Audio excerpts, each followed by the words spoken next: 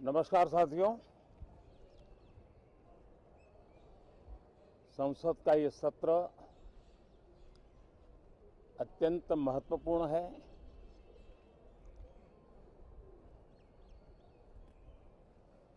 देश आज़ादी के अमृत महोत्सव मना रहा है।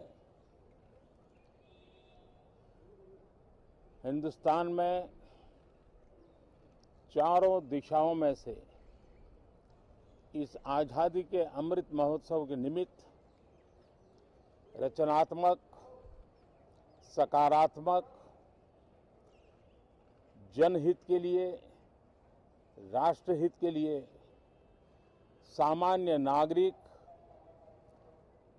अनेक कार्यक्रम कर रहे हैं, कदम उठा रहे हैं और आज़ादी के दीवानों ने जो सपने देखे थे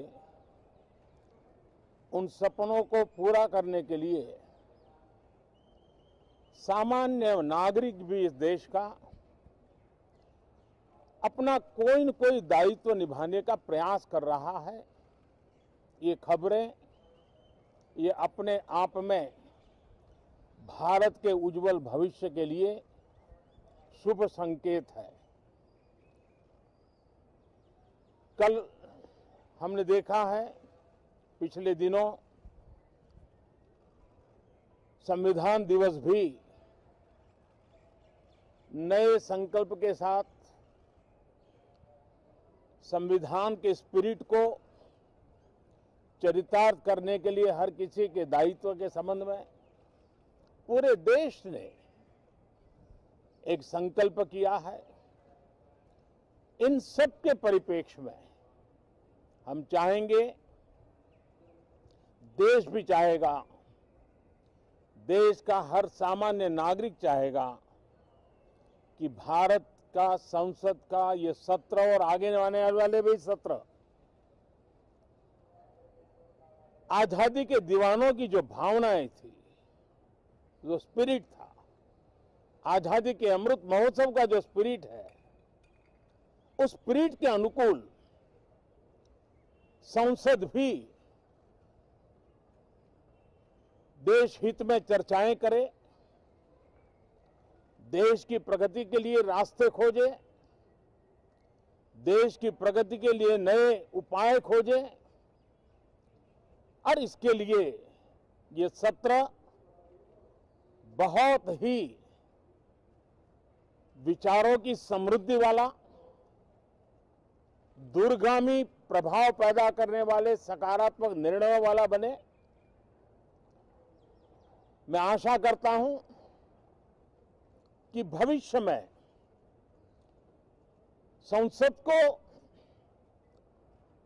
कैसा चलाया,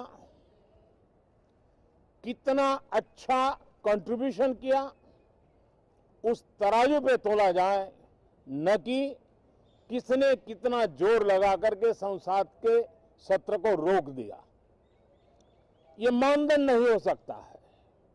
मानदंड ये होगा कि संसद में कितने घंटे काम हुआ, कितना सकारात्मक काम हुआ। हम चाहते हैं सरकार हर विषय पर चर्चा करने के लिए तैयार है, खुली चर्चा करने के लिए तैयार है। सरकार हर सवाल का जवाब देने के लिए तैयार है और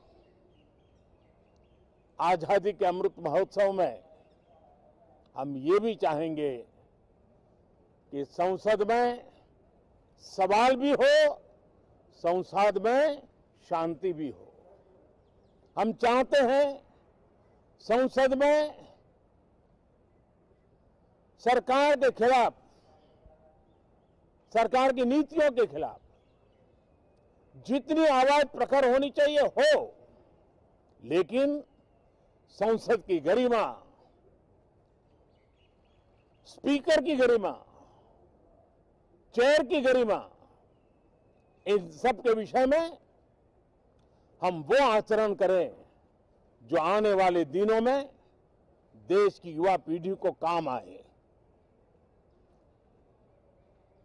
पिछले सत्र के बाद कोरोना की एक विकट परिस्थिति में भी देश ने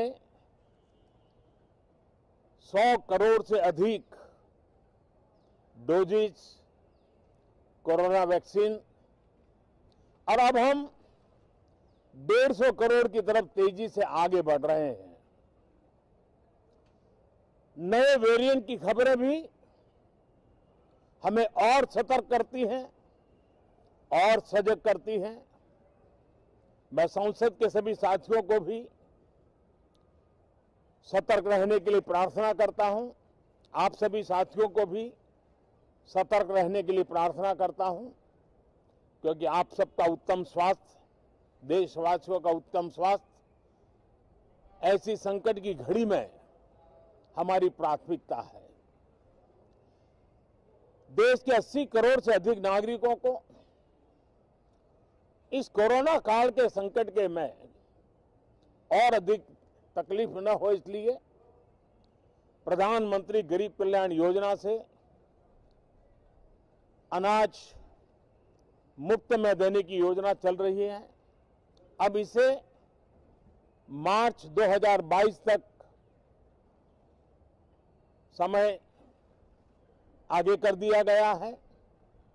करीब 2,60,000 करोड़ रुपए की लागत से 80 करोड़ से अधिक देशवासियों को